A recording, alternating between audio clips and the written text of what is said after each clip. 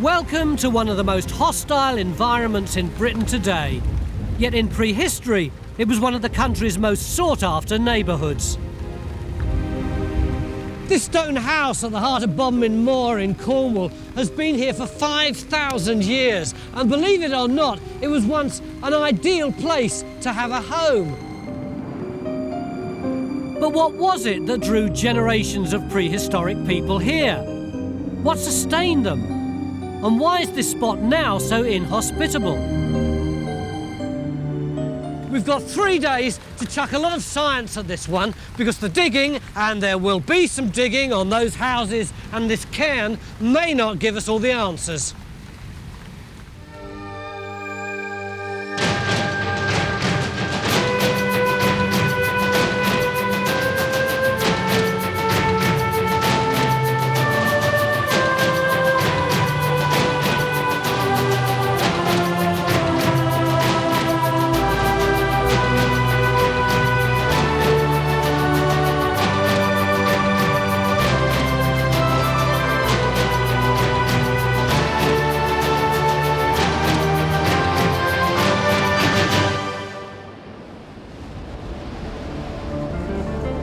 Cornwall.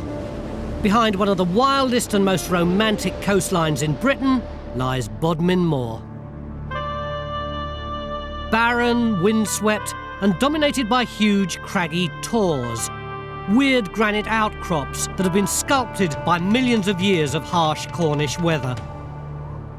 This is a landscape that's been witness to thousands of years of human history. A recent archaeological survey recorded hundreds of prehistoric settlements here. But no one can say for sure how old they are, or even if they're all the same age. What are we looking at, Francis? Well, this is one of the best preserved landscapes in Britain because it's all on the surface. There's everything here. We're going along a trackway which is probably 4,000 years old, and it's leading up to this Bronze Age building here. Do we have any idea how many people would have lived here during the Bronze Age, Ian? When we carried out the survey, we recorded at least 200 settlements and 1,500 individual houses within those settlements.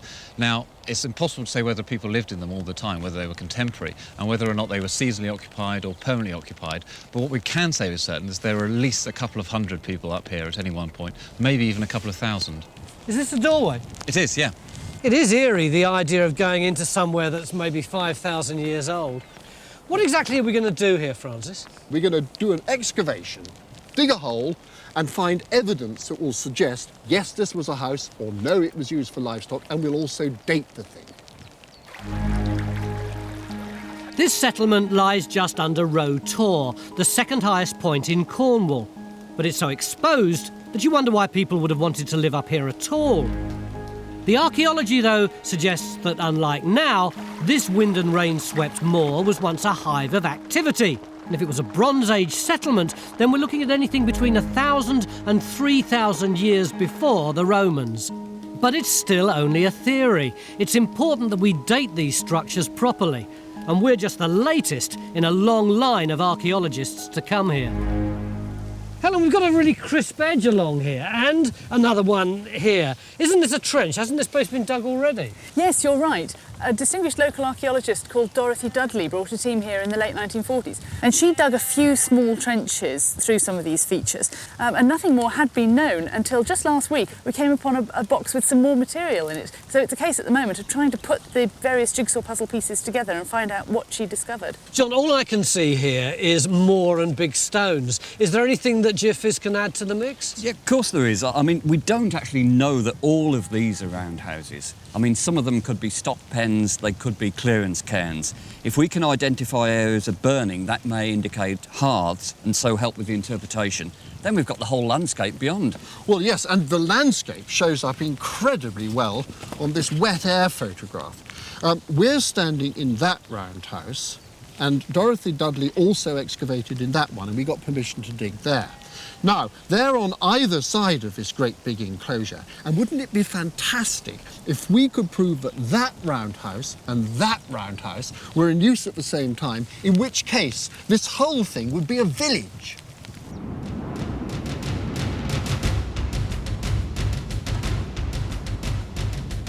We're beginning our dig in the doorway.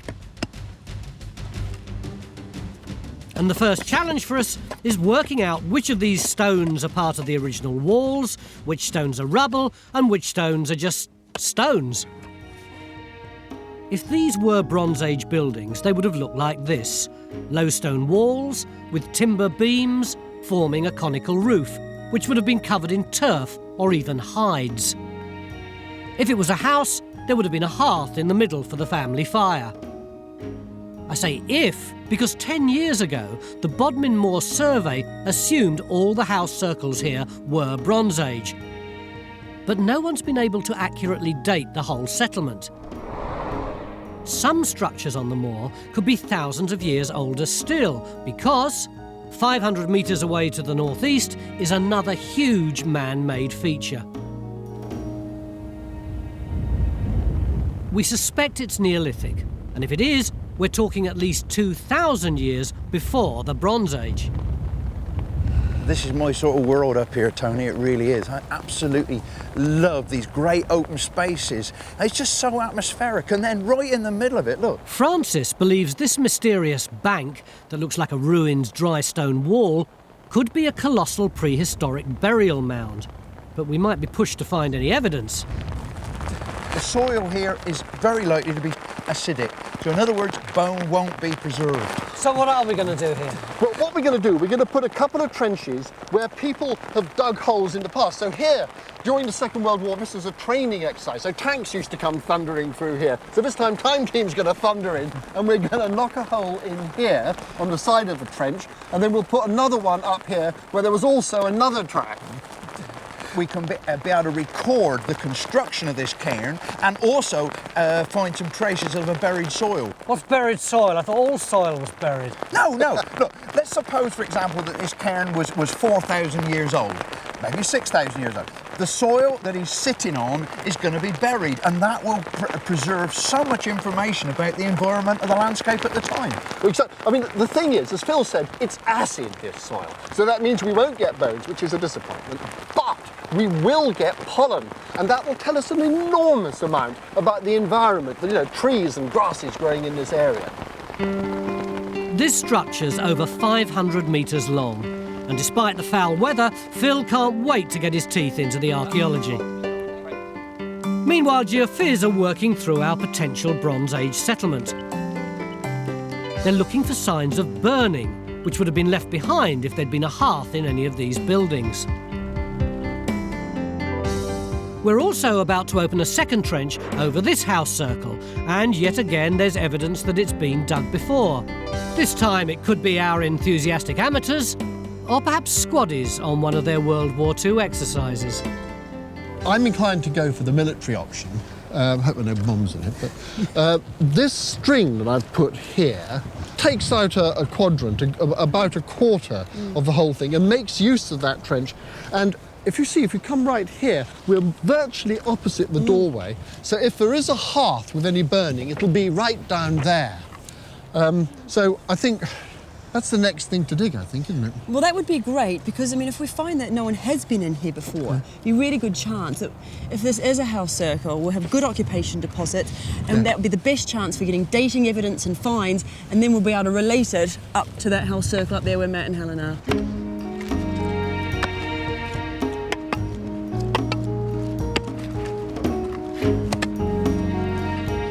Up on Phil's trench, it's difficult to see how he'll ever make any sense of this huge pile of stones. But at least he's happy. Ratcha? Yeah? What's the weather look like? It's looking good. Better than this morning. At least it'll give the old pullover a chance to dry out a bit. Oh, bliss. Considering the selection of weather that's been chucked at us this morning, it seems odd to me why anyone would want to live here, or indeed go to the trouble of building a 500-metre-long cairn. But our local experts think that the first settlers here were drawn towards Row or Rao Tor. They'd have been in awe of these rocky outcrops, and there's evidence that they were worshipping here. The tors were the sort of primary landscape features that were clearly venerated by the people that lived here. Here at Roughtor, we've got the hilltop enclosure, which we know was probably Neolithic in date. There's other examples elsewhere on Bodmin. And these are almost certainly some kind of tribal gatherings, centres for ritual ceremonies, a meeting place for people to come together and sort of celebrate their lives within the landscape. Stewart also believes Roughtor provides a connection between the mysterious stone bank and the much later settlement. He suspects both are focused on the Tor, but proving it can't be achieved by digging alone. Well, he would say that, wouldn't he? I think it's one of those sites where what's below ground actually might not be as informative as actually what's above ground. There's the stone sizes, there's the shape and size of these banks or cairns, whatever they are. We can look at how they're constructed, what they line up within the landscape. So this is a classic case. We've got to start looking at the obvious and try to understand what it's telling us. Phil? Yo. Come and have a look at this. In Phil's trench, he's beginning to suspect this bank is far from being a random pile of stones. And you got one there and another very, very flat one in there. In fact, you've got one here on edge. And what I'm noticing too, this is bang on line with the edge of the cairn. There's a load of upstanding stone. They just stick up out of the ground. Oh, yeah. And they go right the way through here. I reckon this is going to prove to be the edge of the cairn. The build-up and the makeup of it is going to be over that side, and on that side is the collapse where it fell out. Tumble up. And I've got exactly the same thing on my side. So, mid-afternoon on day one, and it feels as if we're close to some sort of discovery. And we're beginning to make progress in other areas as well. This morning, Phil and Francis were banging on about buried soils, and we've now taken our first samples from the site. This should help us get a snapshot of what was going on in the prehistoric landscape. What can you do with this mud once we've dug it up? Well, we can learn all sorts of things from a sieve of mud like this, believe it or not. We can look at the pollen grains. They tell us about the vegetation which is growing around the site. We can look at the plant macrofossils, the seeds, and they can tell us about insects, and they're a very good indicator of the environment and also of climatic change as well. Anything else? There's also a test we can do, it's called soil phosphate analysis. What does that do? Well, what we do is we take samples of soil from the trenches and we apply a series of chemicals, and that will tell us how much phosphate there is in that soil sample. So it's not just fettling around with mud and spiders' legs? It certainly isn't. What can you learn? What can it tell us? Well, I've always argued that we cannot understand sites like this without this sort of environmental information. It may not be as exciting as your big walls up there or your big field boundaries or your flint tools, but it's just as important. In our first stone circle, we're still trying to find a hearth to help us identify this as a Bronze Age house rather than a cattle pen. And then there's our other target. Phil's getting more and more confident that this is a purpose-built structure and one of the most extraordinary he's ever dug. And this tiny piece of flint might be the first evidence we have that this cairn is much earlier than anything else on the site. I just get so excited about that. That is absolutely magnificent. What sort of date are we looking at for it up here? Well, much of it is very early, Mesolithic, 6,000–7,000 BC. I just wonder whether or not it's a tiny, tiny chip, whether they've got, say, a scraper or something like that, and it gets dulled, Yes. and they're actually resharpening it.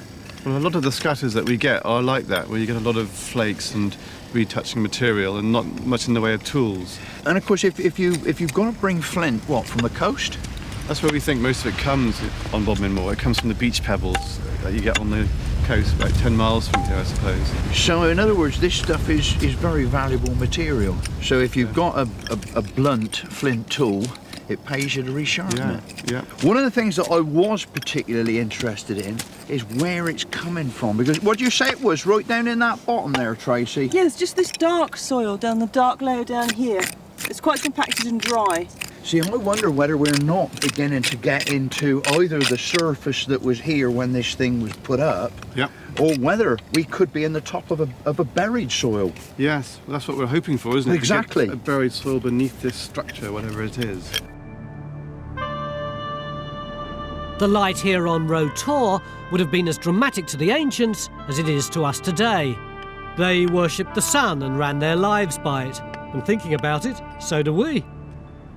Despite the impetuous weather, it's been a good first day in our 2 house circles. The diggers have finally got into their stride. Over at the cairn, they're now looking at stones that haven't been seen for thousands of years. And look at this. We're now deeper than the antiquarians got down to, and this surface too is maybe 5,000 years old. And tomorrow we're going to dig into it to see whether this was a place where people lived, or maybe where they buried their dead.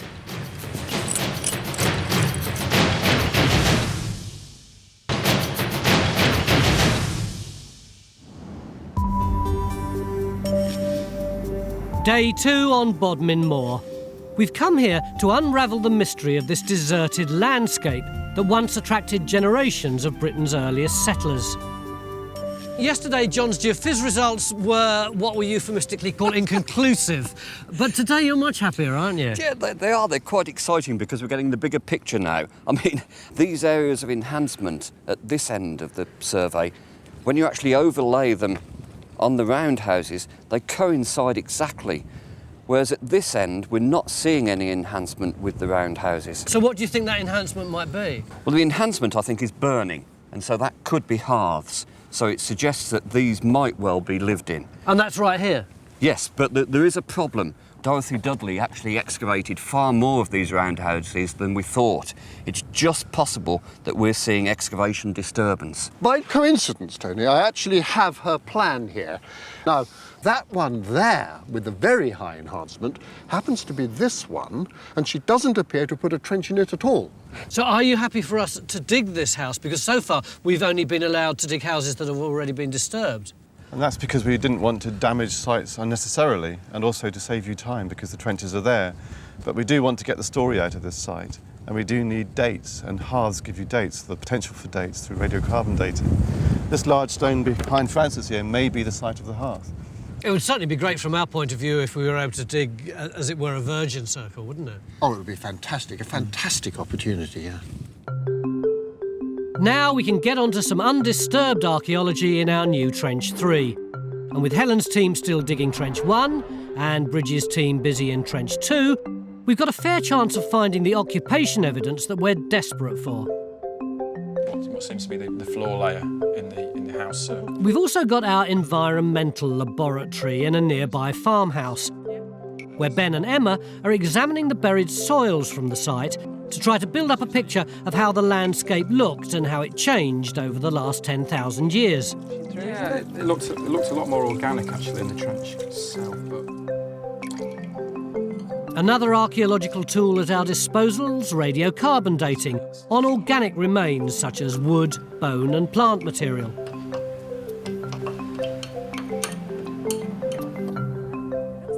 Back on site in Trench 1, Helen and Matt are beginning to make sense of Dorothy Dudley's 1950s dig. I think you can vaguely see across here where it used to be and there's fewer stones, but we've gone out beyond that and you can see here all these collapsed stones here which just go over the wall of the house there. There's masses of them. It's huge. In fact, I think there might be even too many for a wall there. Yeah. And we have had a couple of finds as well. There you go, a lovely little thumb scraper. Oh, wow, look at that. And it's been burnt. Yeah, it's burnt flint and it was found outside the walls just over there. Oh, that's interesting, because the 2 scrapers that were found by Dorothy Dudley's team were also outside. Look, there are these dots there, just outside the entrance. And have you seen anything that might be a target for carbon dating? Possibly. You see the layer that we've come down onto there. Yeah, it's all quite black. Nice dark black, and in the very centre of it there is in fact quite a strong concentration of charcoal. I think if we put a slot across the back or something and got a section down there and got a good sample of it, we probably could get something. At last, we're getting to grips with these stone circles. We've got trenches open in 2 separate buildings, and it would be fantastic if they were both part of the same potential Bronze Age village. But without doubt, the biggest mystery on the site is Phil's Neolithic cairn, built 6,000 years ago by the earliest farmers who only had stone tools. This monumental structure is over 500 metres long, and Francis believes it's no coincidence that it points east and towards the Tor. He's also convinced that it's unique in Britain, with only one or two other Neolithic monuments even remotely like it. When we were up here yesterday in the pouring rain, it looked to me like a rather random jumble of stones that you might put up to stop sheep wandering about. But looking at it now, it looks like a really big structure. Well, the thing is, Tony, about these really big structures, they're very carefully put together, or the whole thing collapses. So I'm hoping that Phil has got good evidence for how the thing was actually built. I mean, you can actually see it on the surface, Tony. I mean, if you look up the monument, you can see that there are actually two parallel rows of stones running right the way up its length. And we've actually got some evidence of it in the trench here. Look, there's that big boulder which is sticking up through the surface of the grass. And we've got these big boulders coming down here. And actually the infill is much smaller boulders. And if you really want to see the other side much more clearly, look at that whacking great stone in there. Oh, yeah, yeah. So what you've got are these two parallel, they're like walls, and the infill is just rubble. They're just heaving stones in. Now, outside of that, we've got more stones, and yesterday I thought that this was tumble, stuff that had slipped off the top and slipped down either side. But when you look at these stones here, look, there's that one, all of those, they're all flat, they're all interleaving. And if stones tip off the top of a monument like this, what they don't do is lie flat, they just kind of tip and jumble all together. So now I think that these stones are actually part of the monument and probably laid in against the sides, really to strengthen both of these walls. So do you think the original shape would have been like a gentle slope and then a flat top? Yes, I think it is. I think it's definitely got a real definite shape to it. What about the buried soil? Well, we're just beginning to get a point where I think we've got it. At the top is this sort of browny grey stuff, but the important bit is this very black stuff. Now that black stuff is the buried soil, but the important thing is that it's underneath this stone here. OK, we've got something that looks like a wall, but how do we know it's prehistoric? Why couldn't it be from any period? Well, it's the formality of that facing which is very, very striking. It's been deliberately placed there, and I think placed there to be seen from either side. And this is exactly what you get around the huge Neolithic burial mounds, the chambered tombs of Orkney and Ireland and all over the place. And that is very much a Neolithic feature, or even an earlier Bronze Age feature. I'm actually quite excited about it, because I think that's as diagnostic as anything else we've found to date. Absolutely. It would have been a heck of a lot of work. Oh, yeah. Well, the whole point of these huge monuments is to bring families and people together from a large area of countryside.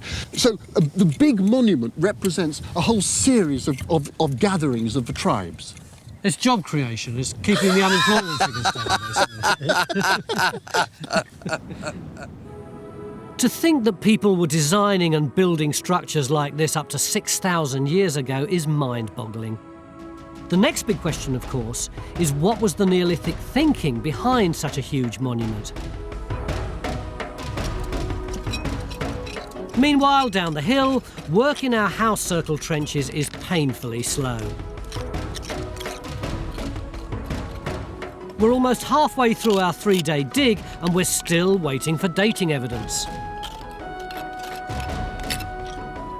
Francis has no doubt these house circles are Bronze Age, but Bridge has just discovered something that could upset all our expectations. I was looking in the topsoil over the other side of the trench, and I've come across this bit of green glass and this piece of vessel rim. Oh, right. It looks a bit suspicious to me for the prehistoric or post-medieval period. Well, this is going to throw a cat in among the pigeons, because this is Roman glass. It's the rim and then the shoulder with a little piece of white trail slip along the bottom. Oh, I see. It is a little bit lighter just there. That's, well, it's very rare for Cornwall, and I'd say it's about 2nd or 3rd century AD, which is a great surprise. I got to admit, I hadn't expected to find Roman glass out here in the middle of Bodmin Moor. The first really juicy find from these house circles, and it's definitely not Bronze Age. But it does suggest that Roman tourists or pilgrims might have come up here to visit these ancient ruins, anything from 1,000 to 3,000 years after the buildings went out of use. You'll have to deturf by hand because... Raksha's now opening our third trench in the house circles. Go for it! This is the first structure we've dug that hasn't been excavated before, and we've got great hopes for the finds here.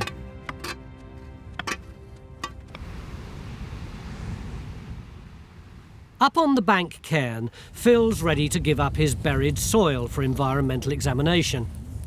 Get your fingers crossed. There we go.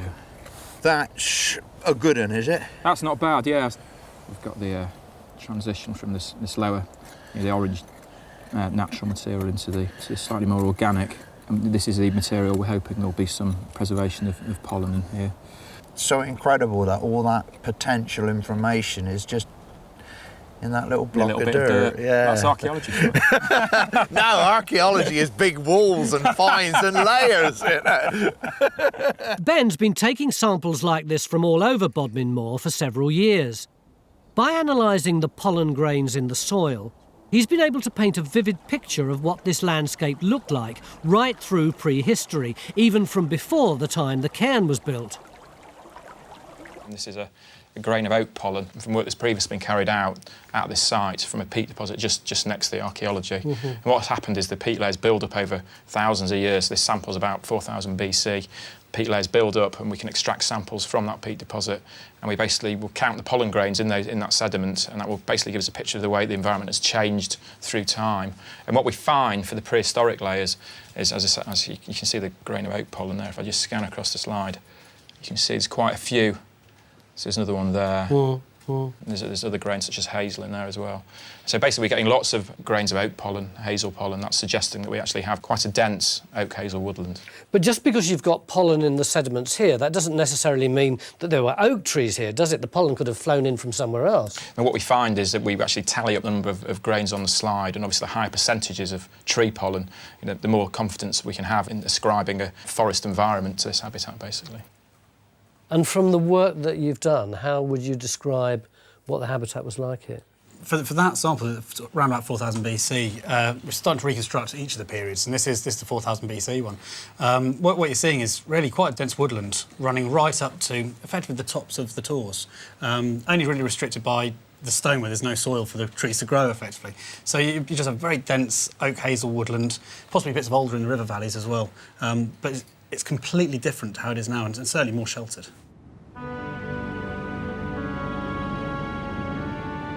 From this work on Bodmin Moor, Ben and Henry have been able to track how man has changed this landscape. 10,000 years ago, in Mesolithic times, hunter-gatherers would have roamed through forests here, searching for food and shelter. 3,000 years later, at the dawn of the Neolithic period, they began to choose places to settle and cleared this landscape to graze their animals. A few thousand years later still, in the Bronze Age, they began to farm on a big scale, clearing even more of the woodland. So when did people start chopping the trees down? About 4,000 BC, at the beginning of the Neolithic. How did they do it? With stone axes? It must have taken forever. Well, yes, that's how we used to think. But we do now know that throughout the Mesolithic, people were managing the edges of woodland using fire. And then every so often the fire would get out of control and burn down a great swathe of land. So they did both, I think. Why did they start clearing the land? Well, the original purpose was probably to clear land for farming. But there are only a few hundred or at most a few thousand people around here then. Surely they wouldn't have needed to use all this for fields. Well, I think there was more to it than that, Tony. And the dreaded word is ritual. Hey! Look, come this way, I'll show you what I mean. Now, look out there, Tony. It's a different world. You can see the skyline, you can see the bank cairn pointing at the skyline. I mean, if you were a Neolithic person, that would have been the realm of the ancestors. That would have been a special and probably rather terrifying place up there. Francis and Stuart are suggesting that the early farmers cleared avenues through the trees so they could have a constant view of the Tor. Although I'm puzzled why they didn't just clear the whole lot. You need to encourage the animals, you need to hunt the animals to feed, and they need things like this to feed on. You'd have to leave stands of trees for the animals. You'd also want to encourage this spirituality thing as well by leaving gaps in the trees to enhance how you view these monuments and so on. So you've got to view it as being a mixture. So whatever this ritual was, it was a balance between woodland and moorland? Absolutely.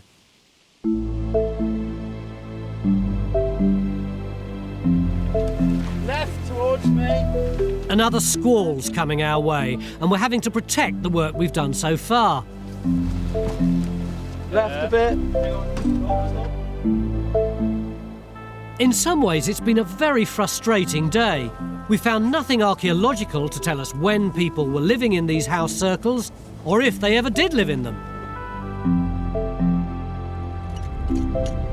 But it's a different story in Phil's Trench.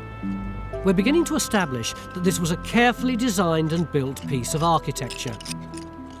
And I can't help but think that all that effort and construction has got something to do with the powerful presence of Roe Tor.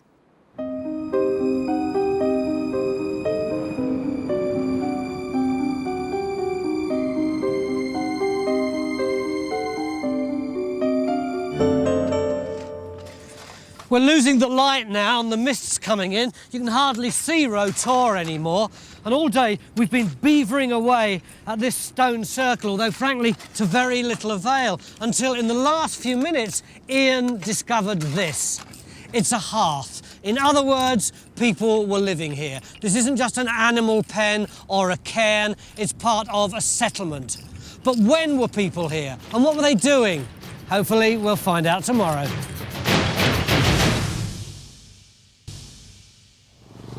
It's the beginning of day 3 on Bodmin Moor in Cornwall, and it's been tipping down all night.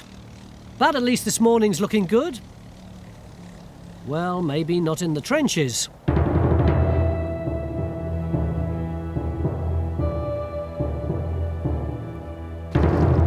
Somewhere under here, we're fishing for some clues to help us understand a potential group of Bronze Age houses. We're also trying to work out what the purpose of this massive stone bank is, a structure that supposedly predates the houses by at least 2,000 years. The real key to unravelling this whole site is to get dates. Is there any chance that we'll be able to find out before the end of the day? Well, I hope so, Tony, because under that murky, dark water that Ian's sponging off there is a hearth. And that hearth has got charcoal in it, and that charcoal will give us a radiocarbon date that will fix the period when this house was in use. But science can be fallible, and none of our radiocarbon samples subsequently proved to be conclusive. So actually, the best method for dating these houses will be good old-fashioned archaeology. A piece of pottery would be nice. That should do for Saturday. Over at Phil's Trench, the Neolithic bank cairn is proving to be a far more complex structure than we could ever have expected. So rather than going for a second trench, Phil's decided to concentrate all his efforts on deciphering this cross-section of the monument. In World War II, the army drove tanks straight through this bank. And although this desecration hacks Phil off, there's a big plus. Yeah, it's a veritable arsenal, look. They've been used. That one's got a clearly dented end. Yeah, I don't know what that blue one is. High explosive. But then, of course, we found this morning. Look, this barbed wire, and that's in amongst the stones. That's the consistent thing. It's all in amongst it. All loose, amongst rubbly the stones. loose, voidy stones, yeah. These World War II finds confirm that some of the loose stones on the sides weren't part of the original Neolithic structure and must have been redeposited when the tanks breached the cairn. That one's a really interesting one, actually. In the lab, we're adding to our picture of the landscape as it looked when it was first farmed. They're dung beetles. Where'd you get them? We got them from the section where we were doing the processing in the stream. And what do they tell us? They actually tell us about the environment. They're telling us that there were animals grazing in the area when the deposit was formed. How can you work that out? because there was lots of dung, and that's what they were interested in. OK, this tells us there was animal dung here, but can you work out which animals the dung came from? You can sometimes, yes. They tend to be associated with large herbivores such as cows, sheep, goat, and pigs and horses and things like that. So, yeah, they can be quite useful. Is it true you sometimes dream about beetles? It is, Tony, yes. What kind of dreams? I had a nightmare about one last night. This is a big one? It was a very big one. Emma's dung beetles confirm that livestock such as cows and sheep have been grazing these uplands for at least 5,000 years. And we may also be getting closer to knowing when early farmers occupied these houses. We're still digging all 3 stone circles. Last night we discovered a hearth in Trench 1, and Ian's digging through that very carefully, and is coming up with material that the people who lived here might have thrown in the fire. There you go. It's a broken piece of flint. Very nice. In Trench 2, Bridge is struggling with her first find of the day, but it's not delicate archaeology she's dealing with. Oh, sorry, that was really tricky.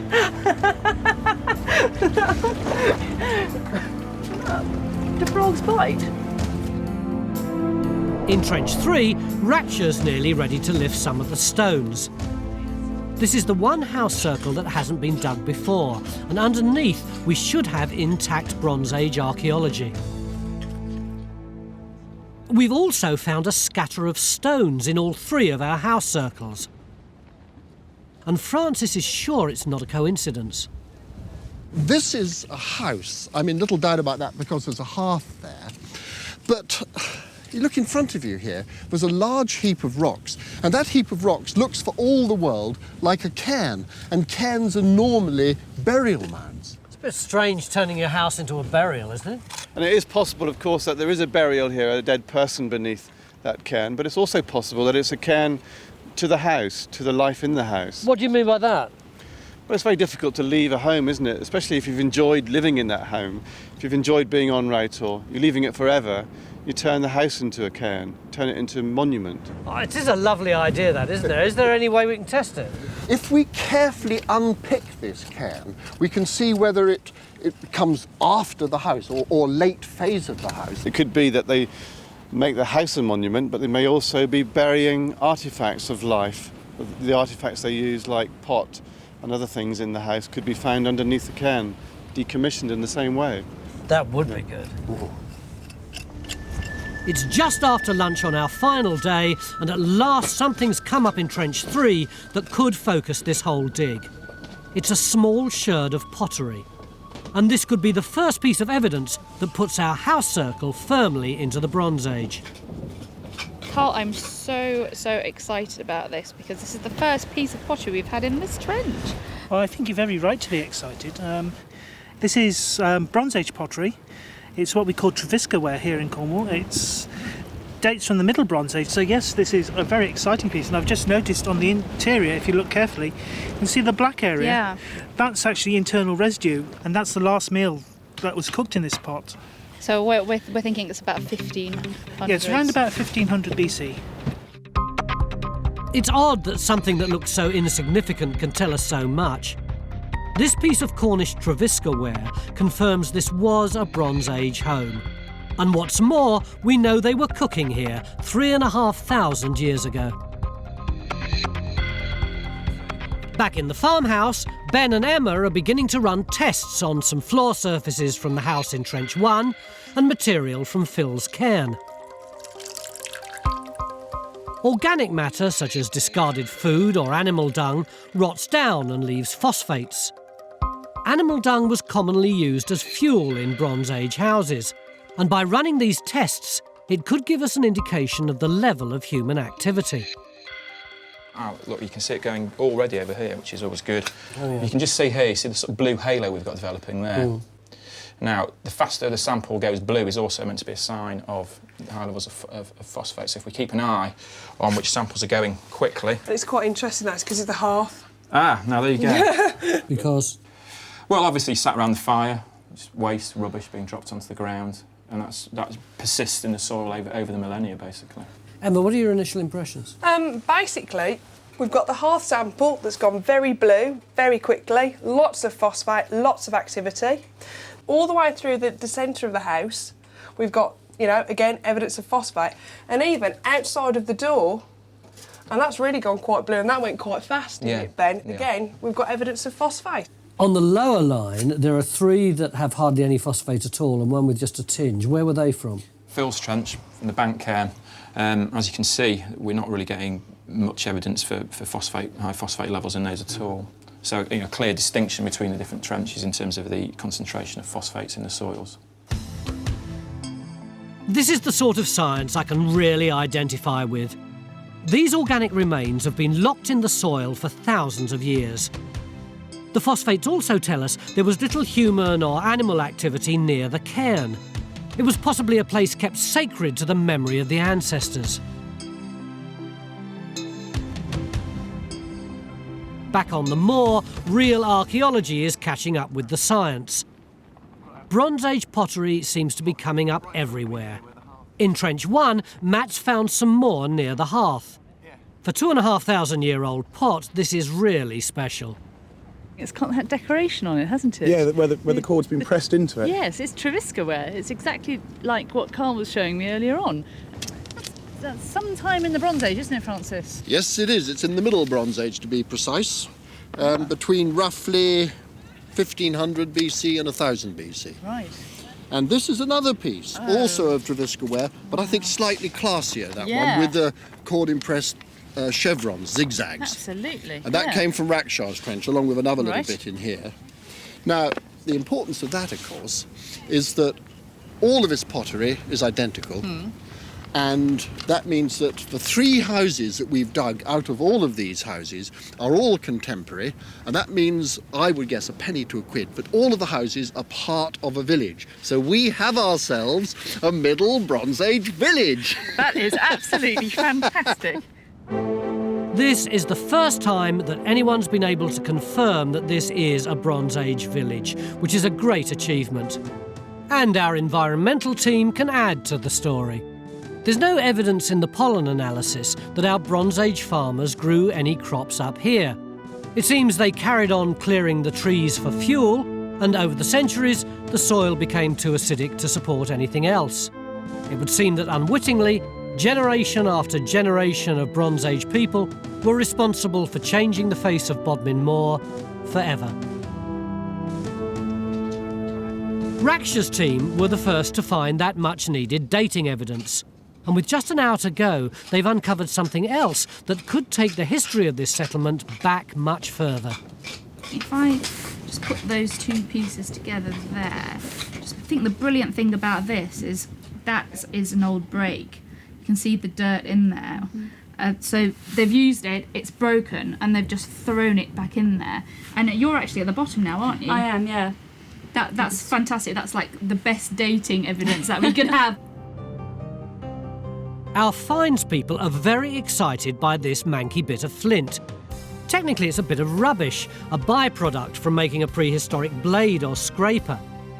They believe it could be early Neolithic, about 6,000 years old. And this tells us that this settlement actually goes back to the time the earliest settlers were building the cairn. It's one of the most enigmatic structures we've ever investigated on Time Team. And Phil's the first archaeologist to have been allowed to excavate it fully. I don't think television can give you a sense of the magic of this monument. It's so big in the landscape. There's so much work involved in it, and it points so dramatically at the tour. So what do, guys? We dig a socking great hole in the middle of it. Why did we do that, Francis? Well, I think it's essential, Tony, that we actually get down to the buried land surface, the old topsoil under the monument, right at the centre. Why? What's so important about that? Well, you know, throughout this whole project, we've been thinking and talking about the buried soils. What that does is represents the environment that was there when they began the monument. It's the first part of the story. And the first part of the story of this part of the site is that they took the turf off. And that's crucially important because we know from other sites in Britain that the actual alignment of the bank or the barrow was actually cleared of soil first. It's a sort of religious ritual purification of the ground before you put bodies in it. Once they'd actually prepared the ground, what they would have done was to make these two parallel walls. And what they did was they got these socking great stones and put them in endways on. And as they did that, they filled up the gap in the middle with all this rubble and gradually built the whole thing up. I rather suspect that it was probably just about as high as you see it now. And then on the outside of it, they lent these big slabs of granite against the walls, which would have given these, from a distance, it would have given this a great impression of gleaming white boulders of granite that would have stood out for miles. And then on either side, they paved off the areas as well. And might they have used those turfs that they'd taken off and put them on top? Absolutely, and that would make it even more spectacular because you'd have the white granite and then you'd have the green turf, and that would provide a smooth walkway along the top of this thing as a sort of processional way. It would have been unbelievably spectacular. I must say, Phil, often you show me prehistoric finds and your eyes are full of crazed excitement, and I'm thinking it's actually a bit boring. But this has got to be one of the best pieces of archaeology that we've ever done on Time Team, isn't it? It's certainly one of the best I've done in, donkey's years. This feature shows us just how sophisticated the ancient people were in their relationship with the landscape. They'd have thought of the Tor as we now think of a cathedral or mosque. And on solstices and other significant feast days, they'd have left their homes to process towards the rising sun to commune with their ancestors. And the spirit of Rotor is as potent now as it was then, continuing to draw pilgrims here for thousands of years, from the Roman times up to the present day. We're finishing this dig as we started it, in the blustery rain, looking at this huge, magnificent monument. A boulder cairn, a boundary cairn, there isn't even a proper name for it. But what is certain is that it meant a great deal to the people who constructed it. And it was part of a much wider landscape, which hopefully will mean as much to the people who look after it in the future as it did to those who built it 6,000 years ago.